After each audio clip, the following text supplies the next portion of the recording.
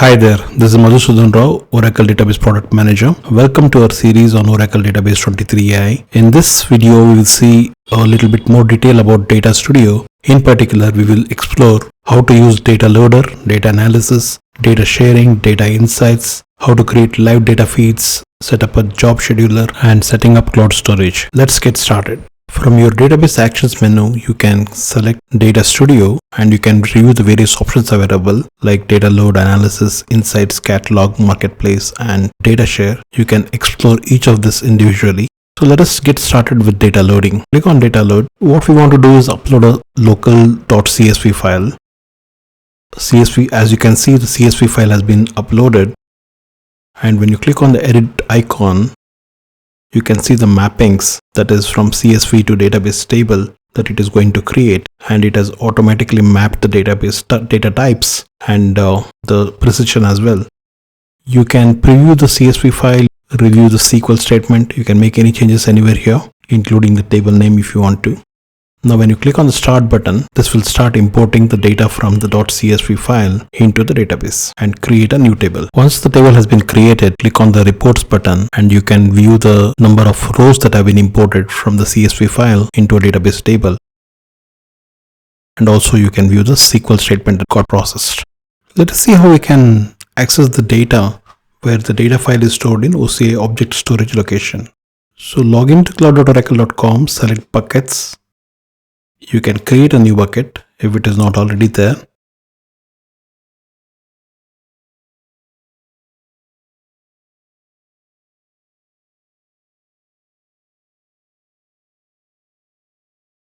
Click on the bucket name and upload a file. You can choose a XLS file or .csv file. Click on upload.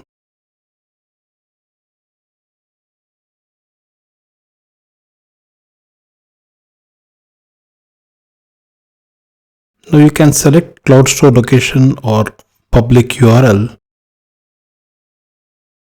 Here you can see that either you can select a credential or it can be a public bucket.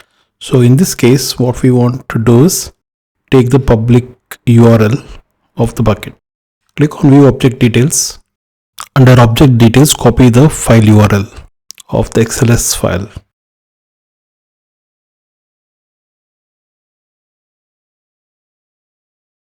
And paste it under bucket URI.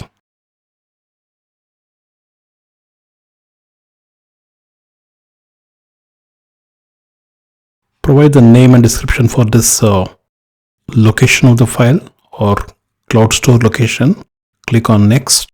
It will show you the file name that it is importing. Click on create. Now once you see the file has been imported, click on start.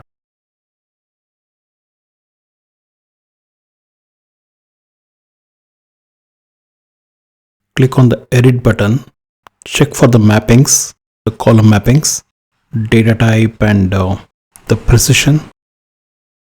Click on the start button. This will start the data load process. So you can view the number of rows that have been processed from the file that has been placed in object storage URL. Now let us explore data analysis that comes into Data Studio.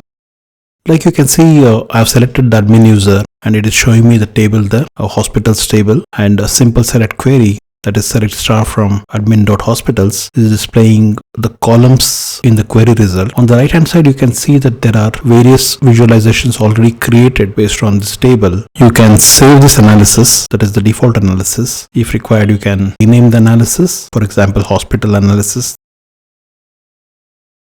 This is what I'm giving here. In the columns, you can also observe that you can add or remove the columns as and when required to filter out the conditions that you want to meet. You can toggle between the facet and visual search on the right hand side. For example, if I want to list the hospitals in Houston which treat general medical, this is the report that you get. That is the name of the hospital and number of beds. This is a fictitious data, and What you can see is we can also change the visualization from a grid view to a bar chart view or some other view and then save the analysis. Now that we know how to do a data analysis, we can select different tables and apply different query conditions, select different columns and use the facet search feature to do a better data analysis. Let us explore the data share tool part of the Data Studio. As you can see, there could be various providers and consumers. In this case, I just want to share a table that is under admin user to another schema, that is doc user. Once the sharing is enabled, the doc user can access the table created under admin. Now let us see how to create data insights, which is a part of Data Studio. Select the schema, select the table or a view. In this case, I'm selecting a shop items table that has already been created, and I want to find insights with the price of an item within the shop. And this does auto refresh. It keeps on refreshing. So it has, as you can see, it has already created 3 insights related to quantity available. In this insight, you can see the unit price versus the quantity available and the expected unit price, the one that is marked in the green line. Similarly, you can explore different other insights. Now let us set up a data connection in Data Studio. Sometimes you might want to set up a connection with different cloud storages provided by different cloud service providers. In this case, start with creating a new connection. Provide the name. I'm calling this student cloud storage. Basically has dummy student data. What is most important is we will not select public bucket, but instead select credentials, and now create a credential. If you look at the cloud storage, you have Azure, Amazon S3, Google, and any Swift compatible cloud storage providers. So I'm going up with the Oracle Cloud Storage. This needs fingerprint, private key, Oracle Cloud Tenancy OCID and User OCID. Then click on Create Credentials. Now that our connection is ready, we can use this to import different files from different cloud service providers into our database. You may have use cases where you might want to periodically fetch the real-time data from a different cloud storage. For example, the data stored in Oracle Cloud Private Bucket. Under those cases, we will use live feed. To create a live feed, let us create or reuse an existing connection. So I'm clicking on create a live feed, live table feed, selecting the cloud storage location. You can apply a filter or you can select the files that have been shown here. I'm taking an example of customers table, that is an XLS file. Click on next. Change the target table name.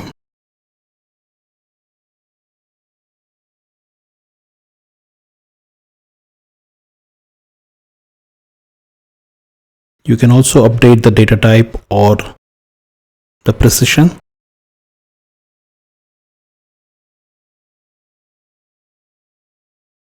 Click next. And this is important, the scheduler, how periodically you want the data to be pulled from the cloud storage. Say every hour or every minute or whatever. You set up the scheduling. Click on close. So this will start the live feed process. That is to say, every 10 minutes or every 1 hour, it will keep getting the live feed data from the cloud storage.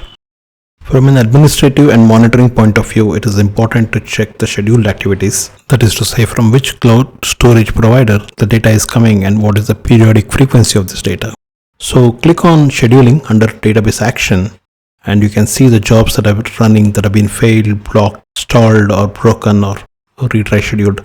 You can look at the job status, job name, which application is calling. For example, it can be Apex or some other application that's running a scheduler. The state of these jobs, whether it's disabled or enabled. All this information is very important. You can also use this information to rerun a job if there are issues with failed jobs. Thank you and hope this video was helpful. Please check our other videos in this Oracle Database 23 AI series. It was really nice getting these videos to you and hope the knowledge will be very useful. Thank you again and take care. Have a great day.